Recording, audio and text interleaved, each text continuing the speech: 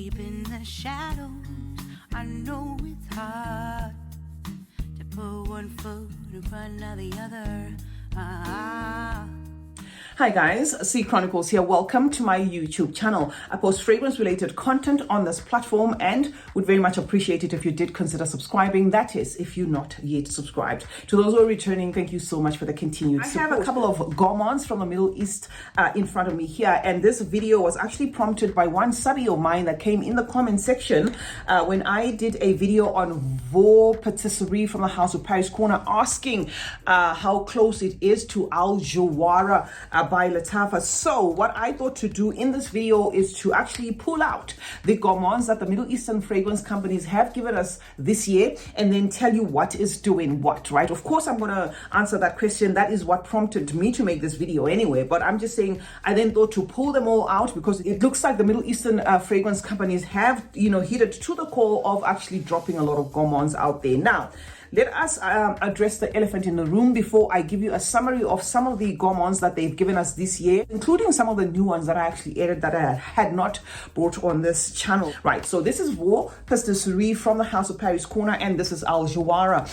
Confession, guys, when I sprayed this fragrance, it did not remind me of this one at all. But after getting that comment, I was, prompted to go back and take this fragrance and see if there are any similarities, because when I read that comment, I was like, wait a minute, I do remember, this fragrance having a biscuit accord, having like a yummy feel to it, but is it that they were going for that Italica, that this has gone around as?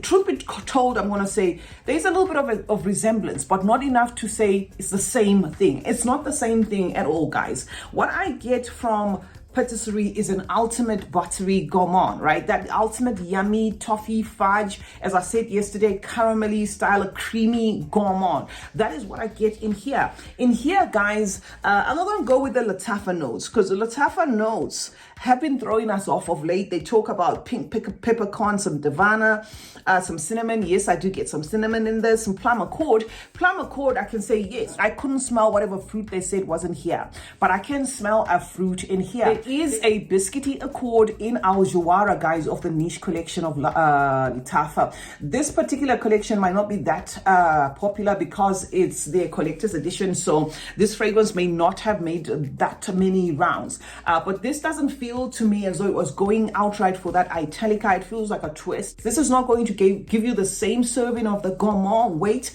that you get in here. This is outright yummy, to an extent doing a little bit too much there, that you have to like super sticky, sweet, yummy fragrances with a citrusy accord for you to appreciate this fragrance. Whereas in this, it does give me a gourmand wrap up, but it quickly becomes like a faint biscuity thing with a sweetness that is kind of mature there. This gives me fun, it gives me sweet, it gives me slap in the face. I just want to smell yummy, like I want the first person to open the door, entering into a room that I am in, to ask what smells so sweet, what is yummy. That is what you get from this, whereas this does not come out outright as that. It just wraps you around in a gourmand accord, but a gourmand that's safe enough for gifting, even to say a man. But I can see why somebody would want to know whether these ones are similar, right? They are not outright similar. It could be that this is Latafa's creation, but they ended up with something that shares a little bit of resemblance to that Italica without actually going for that Italica. And in a way, I can say it is not redundant on these two fragrances. If I want to smell gourmandish, but safe, not pushy, this is what I'll go for. So these is the differences between these two fragrances. Now, let's get into the other fragrances that I have here, but we're not going to sing about them because I have given you these fragrances before, guys. So to be honest, there isn't really a lot to kind of go on and on about, right? Next gourmand is going to be this Empire Victor, and I did give it an accolade for being the best gourmand that I've smelled in the year 2024 for now. Now, if I'm to rate them, I'm going to say this one still takes first place, followed by this, because these are not the sort of fragrances you want to buy if you don't want people to be complimenting that you're smelling edible. This to me is lemon cream, okay? Lemon cream, something in here is banana-y, a slap in the face of vanilla, a triple dose of vanilla, very yummy there. and it's got the spices and everything, but very different as well.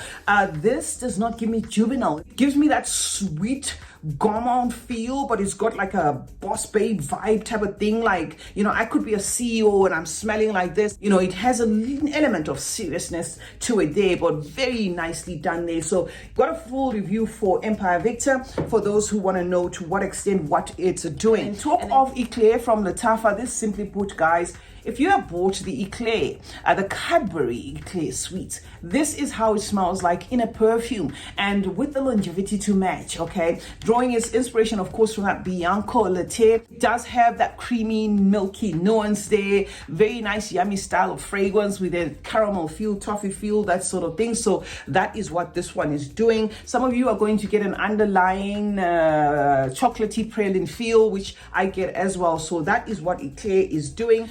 Another Gourmand that I thought to add here, new in my collection, but when I unboxed this, they were asking, you know, me to do a review of this, and obviously I wouldn't be able to, you know, keep up with, you know, reviewing them one by one every day. So I'm just going to drop it here because yes, it does qualify as a Gourmand like the rest of them, but this one is different in the sense that it doesn't give me a milky nuance, right? Some of them give me a milky nuance. I'm going to bring them back here before I leave and tell you which one's giving me a milky nuance for those who are bothered by a milky nuance when it comes to Gourmand fragrances. Now, Sweet Surrender from Paris Corner is one of their latest releases, built around that sugar note, which is going to be distinct. It actually does feel like you're taking spoons of white sugar and just eating that. I used to do that as a child, so I know how that feels. So there is that weight of the white sugar there, and then there is the red berries and the mandarin orange, and then it gets into the mid there where you're going to get the cacao. The cacao in here feels powdery, not as gooey, you know, it feels powdery, and I think maybe it is the proportions of the notes that they have used that mandarin orange, you know, giving a citrus weight to the cacao and kind of like maybe watering it down a little bit. Now, where am I going with this? This fragrance draws its inspiration from that Billie Eilish. And Billie Eilish is a fragrance that has a DNA that was borrowed by Latafa in their Nebraska. So you may want to know what difference is then. You know, what is the difference? I'm going to say this does feels like a middle ground between the two. Billie Eilish feels grown to an extent, but also guarded to an extent, while Nebraska is like step in the face. Here's your gooey chocolate and of course your red berries and all the yummy stuff. There you go. So it's like chocolate on steroids. This kind of gives me like a middle ground between not as weak as Eilish, not as slap in the face chocolate as Nebraska, but being like a perfect balance of where I feel they have maybe heightened that mandarin orange, heightened a little bit of the spices, made sure that the cacao powder is not, you know, really too overdosed, and it becomes more of that sugary note. So definitely going to be a Gourmand because of that. Also has the addition of the tonka, and it is that tonka that gives this one also some lasting power. So this is a beautiful fragrance, and you know, my reaction when I opened it, I knew I had come across this fragrance, but it was that confusion where I couldn't outright say, oh no, this is outright Eilish, and then walk away. I actually had to do a test run, you know, because I was torn in between something I felt like Eilish and Baby Cat, you know, like a mix of that. And until I realized, no, it does indeed align more with the Eilish, but I think it is just the note proportions there, okay, that kind of differ. So this is to what extent this Gourmand is Gourmanding. You can add it to your collection if what I said sounds okay. And as I said, I'm going to bring them back. Then we got this Gourmand, okay, from Al Zafran, and this one is caramel oud, right? Disclaimer, as I've always said, this doesn't feel like it's got oud to my nose. This is the one that's most underwhelming to me, okay? And to cut to the chase, guys, if you have used Sud de Pacifique, this one, which is Amor de Cacao, this just feels as though that is what they were going for, although it has gone around smelling a lot like Portugia, whatever that name is, so complex, has gone around is smelling a lot like that. But if you have this Amor de Cacao, this is exactly how this kind of smells like. So I don't know whether it's drawing its inspiration from that actual Portugia or it's drawing its inspiration from this. Simply put, it's going to feel like, you know, your very watered down chocolate there, as though it's a synthetic chocolate. And I'm not saying the chocolate that is being used is not synthetic in other fragrances, but it is there's a chocolate that doesn't have that much depth, it ends up becoming more of like a biscuit, right? And when I say a biscuit tone of a Gourmand in this, I'm saying it kind of feels like, you know, those biscuits that you want to dip in something, like the Marie biscuits. If you've eaten those Marie biscuits, the plain biscuits, that is what this one kind of feels like. It's the sugar is not too sugary, so it's going to be a Gourmand, but not for those who like very sweet, like, oh my god, this is a very sweet Gourmand, if you know what I mean. I don't get that. I get a guarded Gourmand, but it's going to give you like a biscuit wrap up of everything, and that is to what extent this one is different from the rest of the Gourmands that we were given, you know, by the other companies. Now, lastly, before I just give you my conclusion and my take on all of them, is going to be Caramel Cascade, right? Caramel Cascade also going for that Bianco Latte DNA. This is, to my nose, an aromatic twist, a more spicy twist to that DNA, wherein I've always said that if you're just looking for your eclair sweet in a bottle, then go for this one. And if you're looking for just yummy and a lady tone type of Gourmand, go for this one. But if you want that Bianco Latte kind of favoring both sexes, even tolerable for the men, then this one's going to be the best alternative for you, because it does have that aromatic twist to it, or a spicy twist to it, that makes it less of a slap in the face of your creamy Gourmand, adding twists and turns there to make it somehow safe for both genders to use. So yes, guys, in conclusion, I'm just gonna say this, right? If you are into creams, okay, if you love your fragrances creamy, buttery, yummy, that sort of thing, with a milky lactonic accord, then these are gonna be the ones that are gonna do it for you. Let me see if I can hold them without actually dropping them, right? So